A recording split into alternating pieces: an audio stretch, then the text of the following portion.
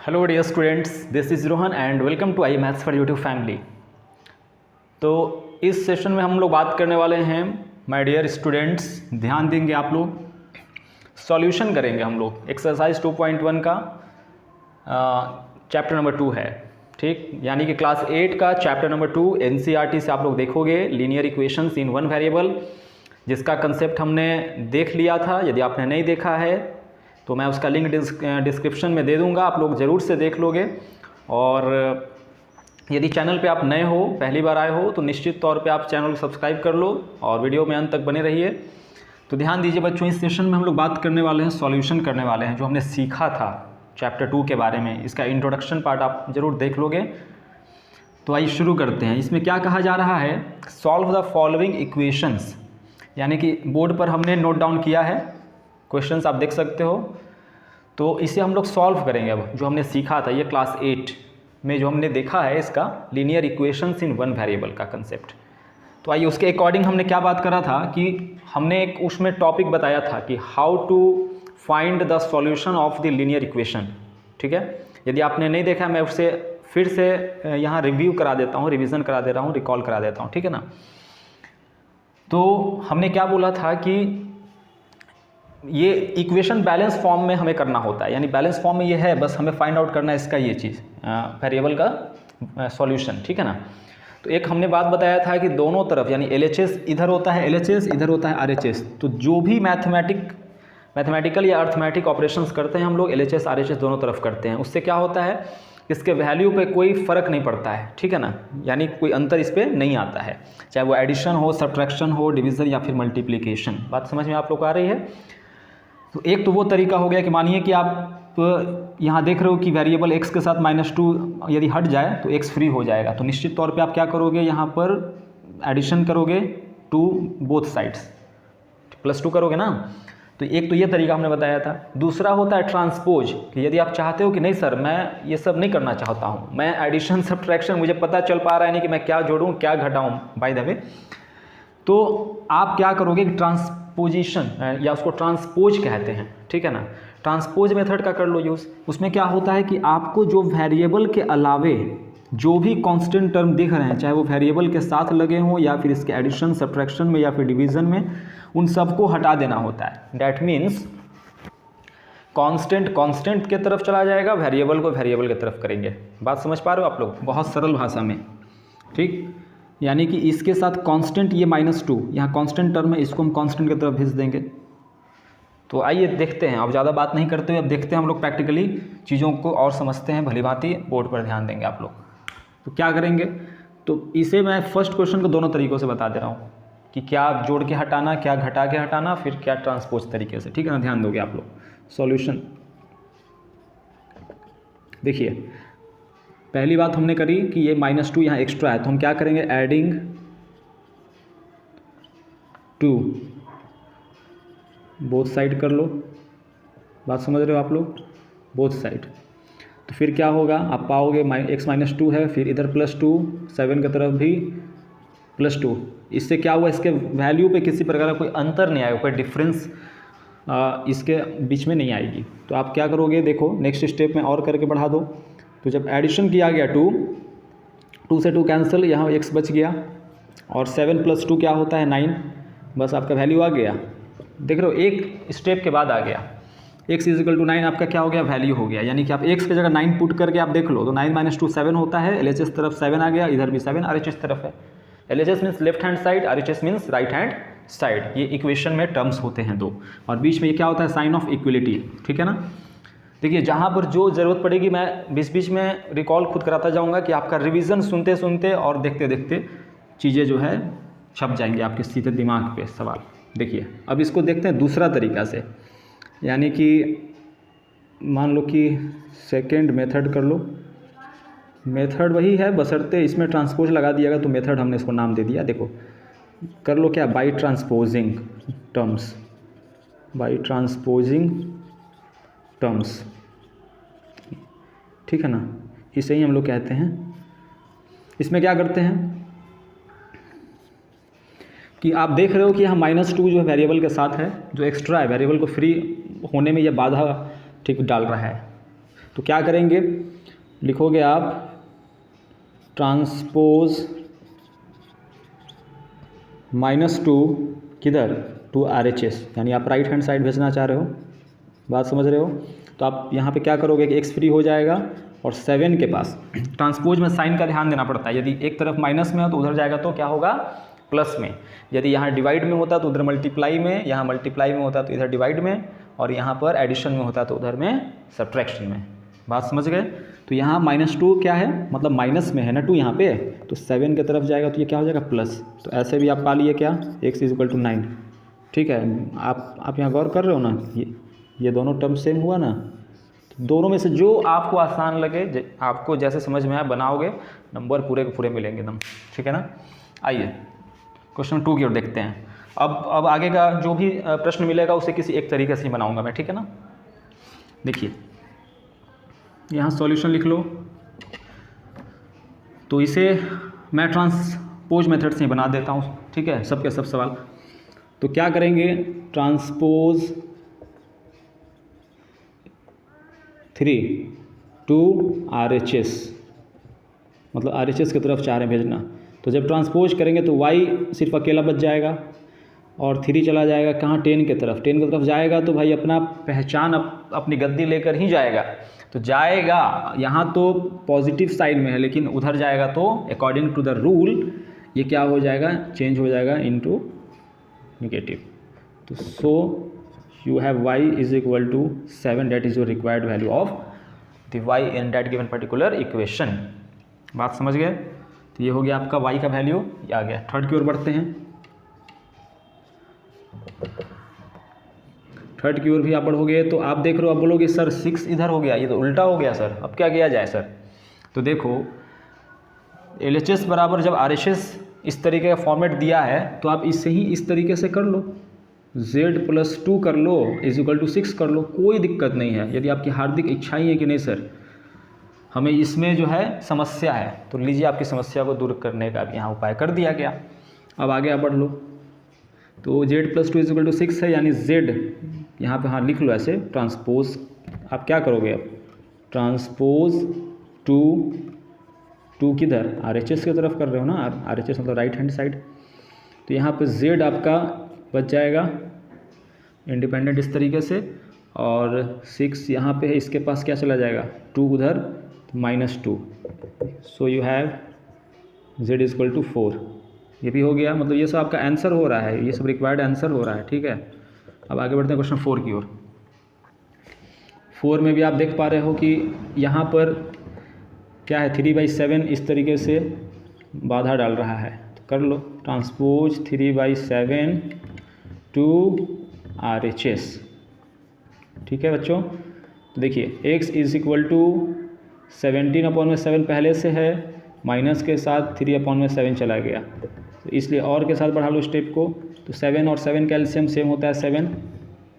ठीक है, कोई दिक्कत। तो ऊपर में फिर जब सेम टर्म है तो 17 माइनस हो जाएगा 3, डायरेक्टली आपका क्या हो गया 14।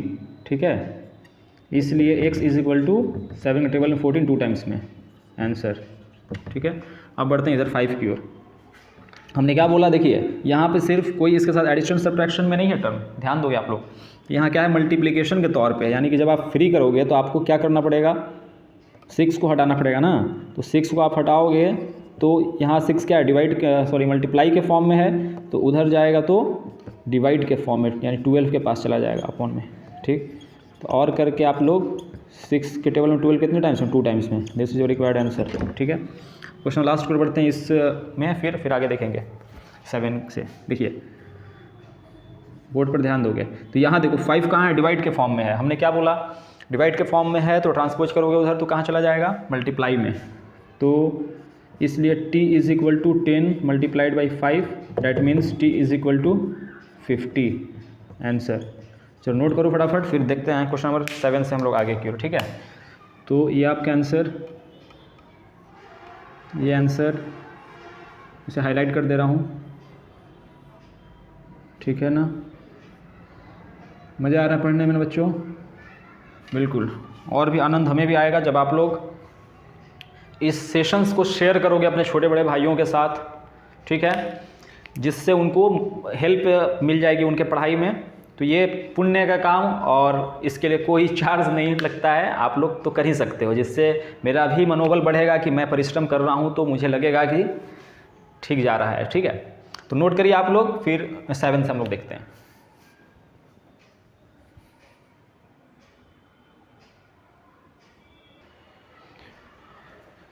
तो ये देखते हैं क्वेश्चन 7 से हम लोग आगे की ओर। 7 में क्या है, 2x अपॉन में 3 इज इक्वल टू 18।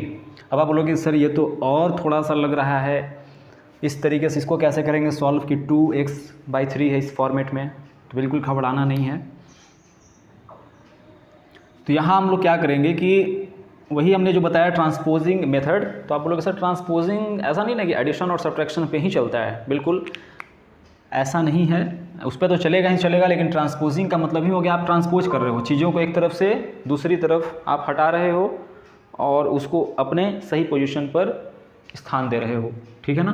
तो यहाँ देखो, जब 2 आप देख रहे हो 3, तो आपका मेन मकसद क्या है? मेन आपका मकसद है कि हमें वेरिएबल को फ्री करना है। वेरिएबल यानी कि x के फॉर्मेट में हो सकता है, y के फॉर्मेट में है, p के फॉर्मेट में है। ठीक है ना, मतलब अल्फ़ाबेटिकल कुछ भी लेटर हो सकता है, अल्फ़ाबेट्स हो सकते हैं। तो यहाँ जब 2/3 हमारा एक्स्ट्रा हो रहा है, इसको हटाना चाह रहे हैं, तो ये तो मल्टीप्लाई के फॉर्म में, यानी x के साथ 2/3 मल्टीप्लाई फॉर्म में है ये एक नंबर। तो जब इसको हटाओगे तो इसका एक तरीका ये हो गया कि आप 3/2 से क्या कर लोगे, मल्टीप्लाई कर लो। यानी 3/2 से जब आप मल्टीप्लाई करोगे तो 3 से 3 कैंसिल, 2 से 2 कैंसिल। तो ये काम एक तरफ नहीं, दोनों तरफ करना पड़ेगा। ठीक है ना। ये मैं शुरू से बताता आ रहा हूँ कि कुछ भी करेंगे अर्थमेटिकल ऑपरेशंस मतलब यहाँ पर मैथमेटिक्स के भाषा में मैं ऑपरेशंस, ठीक मेडिकल वाला ऑपरेशन नहीं, मैथमेटिक के टर्म में ऑपरेशंस यानी कि एडिशन, सब्ट्रैक्शन, डिवीज़न और मल्टीप्लिकेशन, ये चारों चीज़ें होती हैं। ठीक है ना। देखो, तो आप कर लो कि मल्टीप्लाई 3/2 बोथ साइड्स। चीज़ें समझ पा रहे हो, क्लियर हो रही हैं चीज़ें, कोई डाउट नहीं होना चाहिए। फिर भी डाउट है तो निस्संदेह आप पूछो, 1% डाउट नहीं होना चाहिए क्लास में। तो क्या करेंगे हम लोग, देखिए, तो 2x अपॉन में 3 है, हमने क्या लिखा है, 3/2 से दोनों तरफ मल्टीप्लाई करेंगे। दोनों तरफ क्यों किया गया है बच्चों? क्योंकि इसके वैल्यू पे कोई डिफरेंस नहीं पड़ेगा, मतलब अंतर नहीं आएगा। देखिए, जब 3/2 से दोनों तरफ किया गया तो ये होता है 3 से 3 कैंसिल। देखिए इसको अलग से रेट, ये हो गया 3 से 3 कैंसिल आपका, और 2 से 2 कैंसिल। तो आपका बच गया क्या, x।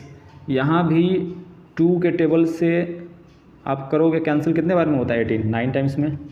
मतलब ये हो गया कि यहाँ पे आपका x इज इक्वल टू 9 और 3 = 27। ये आपका रिक्वायर्ड आंसर हो गया। कोई डाउट? यहाँ देखो, यहाँ अब आप बोलोगे कि सर इस तरीके का फॉर्मेट, फिर क्या करें? देखिए, क्रॉस मल्टीप्लिकेशन एक आता है टर्म।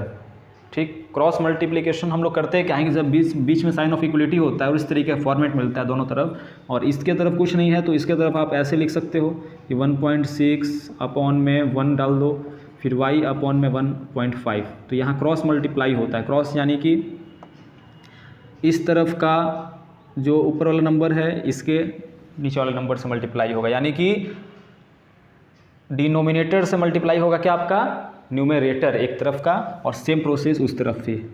जब आगे बढ़ाओगे तो देखो 1 मल्टीप्लाई बाई y, यहाँ पर 1.6 मल्टीप्लाइड बाई 1.5 हो जाएगा। तो अब आप बोलोगे सर ऐसा कैसे अब करेंगे मल्टीप्लाई हम लोग, अब तो डेसिमल वाला दिख गया सर। तो मान लो कि यह एक होल नंबर है दोनों, यानी मान लो सपोज 16 और 15 है, तो 16 और 15 का मल्टीप्लाई करो, कितना आ रहा है फटाफट बताओ। 240 आएगा क्या? ठीक है, मैं इस पर भी शॉर्ट्स बनाऊंगा कि किस तरीके से मल्टीप्लाई, आप मन में तुरंत 5 सेकेंड 2 सेकेंड में आप बताओगे कैसे। ठीक है ना। तो चलो यहाँ ध्यान दो। अब यहाँ पर 2 पॉइंट्स थे, यानी 2 अंक के पहले लगा दो point. That means y is equal to, you have required value 2.4। Answer हो गया। अब आगे बढ़ते हैं। देखो, इसको हम लोग लिख सकते हैं 7x इज इक्वल टू 16 + 9। अब बोलोगे कैसे सर? वही किया हूँ प्यारे, ट्रांसपोजिंग ट्रांसपोजिंग क्या किया हूँ 9, कहाँ कर दिया हूँ RHS तरफ। चीज़ें समझ में आ रही हैं? यानी 9 को ट्रांसपोज कर दिया हूँ RHS तरफ, तो ये हो गया 7x और 9 चला गया उधर, तो 16 प्लस में 9, यानी स्टेप नेक्स्ट क्या होगा 7x is equal to 16 plus 9 25, ठीक है ना। x is equal to 25 upon में 7 आंसर। अब देखिए अपने इस प्रश्न की ओर बढ़ते हैं। कोई इसमें कन्फ्यूज़न नहीं ना है, मिसमैच नहीं ना इधर उधर हो रहा है। देखिए यहाँ भी आप क्या करोगे, ट्रांसपोजिंग क्या कर रहे हो आप, 8 को कर रहे हो, मतलब कि -8 ही है, हाँ -8 या -9, -8 टू RHS, तो क्या होगा 14y is equal to 13 plus में 8, और 14y is equal to 13 plus 8 क्या होता है 21 होता है। तो इसलिए y is equal to 21 upon में 14, यहाँ देखो तो ये आया है, लेकिन यह एक अभी ठीक अपने स्टैंडर्ड फॉर्म में नहीं है ये, यानी कि दोनों 7 के टेबल से कैंसिल हो रहा है, 7 3 ज़ा 21, 7 2 ज़ा ये, इसलिए y का फाइनल वैल्यू क्या मिल गया 3 अपॉन में 2 आंसर, ठीक है। कोई डाउट? आगे देखिए क्वेश्चन 11 की ओर बढ़ रहे हैं हम लोग। यहाँ भी आप देख रहे हो कि 17 इसके साथ लगा हुआ है, तो पहले क्या करना है, वेरिएबल को फ्री करने का हमारा मेन पर्पस ये है। तो इसके साथ पहले कांस्टेंट वाले को हटाओ, फिर इस वेरिएबल के साथ जो लगा हुआ है मल्टीप्लिकेशन में हो या डिवाइड में, फिर उसको हटाते हैं। तो क्या लिखेंगे, ट्रांसपोजिंग 17, ठीक है, टू RHS तरफ भेज रहे हो, यहाँ पे आपका 6p हो जाएगा इज इक्वल टू 9। देखो यहाँ 17 यहाँ पर क्या है, यहाँ प्लस में है, इस तरफ माइनस में आ जाएगा। That means 6p is equal to 9 minus 17। तो सब्ट्रैक्शन डिफरेंट साइन है प्लस माइनस का, तो यहाँ पर सब्ट्रैक्शन होगा, तो बड़े में से छोटे को घटाओ, 17 में से जाएगा 9 तो कितना होगा 8 होगा। क्या साइन अब बड़े का लगाओ, ये होता है तरीका, बहुत आसानी से इसको, मतलब इस तरीके से जो मैं बता रहा हूँ उसमें साइन में कभी गलत नहीं करोगे, ठीक। एडिशन और सब्ट्रैक्शन में कि डिफरेंट साइन हो तो मतलब जब डिफरेंट साइन हो प्लस माइनस का तो हमेशा सब्ट्रैक्शन करोगे, सेम साइन है तो एडिशन। अब साइन डिसाइड करोगे कि इसका आगे कौन लगाएं, तो जो बड़ा नंबर होता है उसके आगे का साइन लगा दो चुपचाप, ठीक है ना। देखो p इज इक्वल टू -8, फिर यहाँ से 6 आ जाएगा इस तरफ, तो इस तरफ मैंने भेजा है डायरेक्ट। तुम बोलोगे सर कैसे, तो आप एक स्टेप बढ़ा लेना अगर आप चाहते हो, ठीक है। डिवाइड बाई 6 बोथ साइड्स, मतलब डिवाइडिंग 6 टू बोथ साइड्स, इस तरीके से आप, तो 6 से 6 डिवाइड करोगे तो p बचेगा, और इस तरफ 6 आ गया। इसका मतलब p इज इक्वल टू, देखो 8 और 6 है, दोनों जा रहा है 2 के टेबल से, तो 2 4 ज़ा 8 और 2 3 ज़ा 6, यानी कि -4 अपॉन में 3, ये आपका रिक्वायर्ड आंसर। अंतिम प्रश्न की ओर बढ़ रहे हैं। देखिए हाँ, यहाँ भी आप देख रहे हो कि x/3 है, लेकिन इसके साथ पहले है, ठीक, +1, इसको आप ट्रांसपोज करो, ट्रांसपोजिंग, कोई दिक्कत नहीं हो रहा बच्चों, देखोगे मज़े से, बहुत चीज़ें आसान हो जाएंगी और आनंद भी आएगा पढ़ने में। इंटरेस्ट आप लोग का बस लगना चाहिए पढ़ाई में। ट्रांसपोजिंग 1 टू RHS, बाकी मैं आपके लिए पढ़ाई को आसान तो बना ही रहा हूँ और बनाता जाऊँगा समय के साथ, और बिल्कुल इसी तरीके से मैथ की पढ़ाई होती है। मैथ कोई पहाड़ नहीं है, मतलब है ना। आप लोग खुद ही अगर और सेशंस इस चैनल के देखोगे, आप खुद ही ऑब्जर्व करना कि मैथमेटिक्स इस तरीके से ही पढ़ाई की जाती है, पढ़ी जाती है, ठीक है ना। फिर भी आप लोग का जो सजेशंस हो, आप लोग का लगे कि नहीं कुछ इसमें और इम्प्रोवाइजेशन की आवश्यकता है, बिल्कुल आप कमेंट करने के लिए स्वतंत्र हो, ठीक है ना। देखिए आगे बढ़ते हैं। यहाँ ट्रांसपोजिंग कर रहे हैं 1 को हम लोग RHS की ओर, तो यहाँ पर क्या लिख सकते हैं हम लोग, x/3 is equal to 7 upon में 15 माइनस में 1। डैट मीन्स इसी में स्टेप आगे बढ़ा देते हैं। डैट मीन्स 7 माइनस 15 1 जा 15 अपॉन में 15। ये चीज़ तो समझ में आई ना कि इसके नीचे आप 1 दे दोगे तो ये हो गया इस तरीके से एलसीएम का टर्म। फिर आगे बढ़ाते हैं, x/3 इज इक्वल टू, ऊपर में क्या 15 माइनस 7, मतलब 7 माइनस 15 है तो यहाँ 8 आ जाएगा माइनस के साथ 15, यहाँ क्रॉस मल्टीप्लाई करो, इसलिए x इज इक्वल टू आप लिख सकते हो क्या 8 3 ज़ा 24 मतलब -24 अपॉन में 15, दोनों किसी सेम नंबर से नहीं जा रहा है, इसलिए यही आपका आंसर हो गया। चीज़ें समझ में आई बच्चों? क्लियर? देखो इसको हाईलाइट कर दे रहा हूँ कहाँ कहाँ आपका आंसर है कि आपको कन्फ्यूज़न ना हो। ये आपका आंसर हो गया, ये इस क्वेश्चन का 8 का आंसर हो गया, ये 9 का हो गया। प्रोसेस पे जाना, ठीक है ना, प्रोसेस समझ में आनी चाहिए किस तरीके से बताया गई चीज़ें। यहाँ पर ये आपका आंसर हो गया और अंतिम का ये हो गया आंसर आपका, ठीक है। ठीक, और किसी प्रकार की कोई डाउट, परेशानी, दिक्कत, दुविधा, समस्या नहीं होना चाहिए। तो ये रहा आज के सेशन का, that's all about this session. मिलते हैं हम लोग अपने नेक्स्ट सेशन में कुछ और कंसेप्ट और एक्सरसाइज के साथ, सॉल्यूशंस के साथ। तब तक अपना ख्याल रखें, पढ़ते रहें, बढ़ते रहें, ठीक है। थैंक यू, जय हिंद।